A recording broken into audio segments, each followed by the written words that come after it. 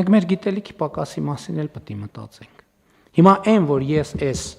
ասում եմ հիմա, այս ինչ որ նոր ասեցի, չէ, 15 րոպե ելույթ ունեցա։ Ինչ որ ասացի հիմա, այդ գիտեք ինչ անշանակում,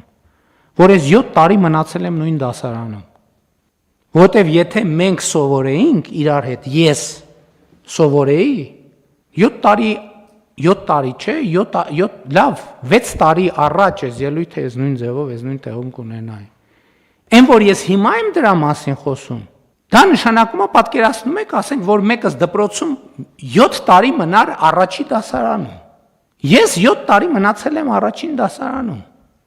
Եվ ես շատ կարևոր է, որ մենք սենց խոսում ենք այդ գիտելիքի պակասի մասին, այդ մարդիկ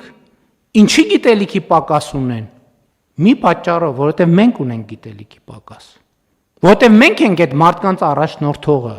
Մենք ենք այդ մարդկանց առաջնորդը։ Մենք այդ մարդկանց առաջնորդում ենք շարունակաբար դեպի աղքատություն, դեպի տգիտություն եւ այլն եւ այդպես շարունակ, որովհետեւ այդ մեր գործն է։